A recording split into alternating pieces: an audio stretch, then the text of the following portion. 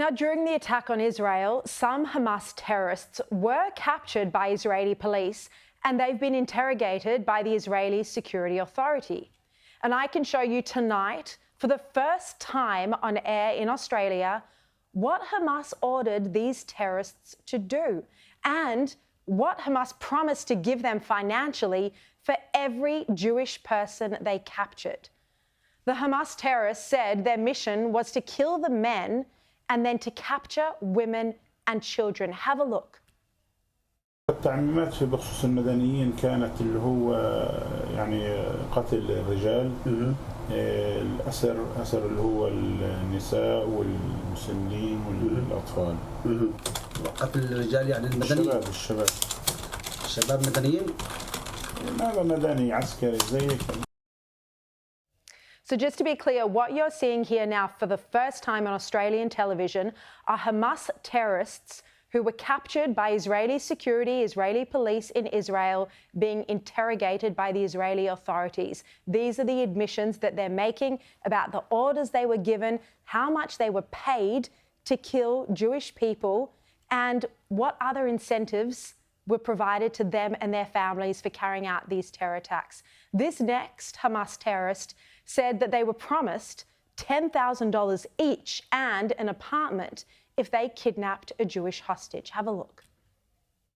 لأنه في غزة اللي باخذ أسرى له مكافأة. قديش المكافأة قالوا لكم؟ شقة، منزل، بيت، $10,000. اللي بيجيب كل أسير باخذ شقة ومنزل؟ مين قال لكم إياها هاي؟ كانوا يحكوها في القسام يعني. The captured terrorists speak about setting homes in the kibbutz on fire. They explain in detail how they entered the homes and shot whole families inside. They speak about taking selfies with a 15-year-old girl before kidnapping her. And this next terrorist speaks about shooting an elderly woman. طخينا على الشبابيك والابواب. ومين طخيت هناك؟ طخيت مرة كبيرة. هي كانت قبالك ولا ايش فاهمني؟ تفاجأت فيها تخيل. وين الطلقة طبت فيها؟ في كتفها. ايوه شو صار فيها؟ وقعت. Then when the terrorists saw that many Israeli families were rushing into the safe room in their homes, here's what they did. سكروا الباب اللي جوا الغرفة المحصنة. بعدين لفوا صاروا طلع برا عماد أبو عبيدة صار يقولوا في يهود هان في يهود.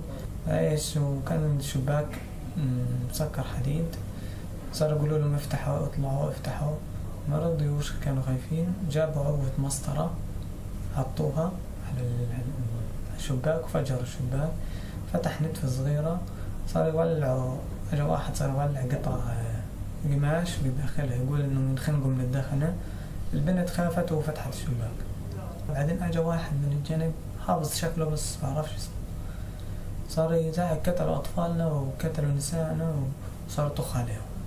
قتلهم؟ أطلق عليهم يمكن 10 رصاصات بعدها. على الطفلة وعلى أمها؟ بنت يمكن عمرها كانت 18 سنة وكمان 21 سنة وأمها وأبوها 4 وكلب صغير. والكلب قتلهم؟ And this family, like most of those who were attacked, had no means to protect or defend themselves at all.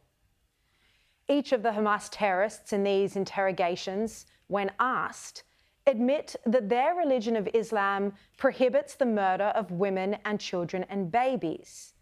They also admit that the acts they committed are no different from ISIS. And then they go on to speak about the Hamas leadership who ordered these atrocities, and they say that they're now living in Qatar and Turkey. The terrorists claim the Hamas leadership abandoned them and instead sought safety in Qatar. And they name the names of all of the leaders who ordered this attack. I would repeat them now, but they're meaningless to all of us. They will mean a lot to the Israeli security, though, to the Mossad. Crucially, the terrorists also gave Israeli officials detailed and valuable information that will be used to attack targets in the Gaza Strip and has already been used. But Israel will clearly need to find a way to destroy the Hamas leadership who've sought safe harbour in Qatar and Turkey. And the United States should be putting major pressure on the Arab nations to force Hamas to release the 220 hostages that they're still holding captive. With 2 more hostages released overnight, America now needs to pressure Qatar not just to release the Americans, but to release all of the Jewish hostages, regardless of which passport they hold.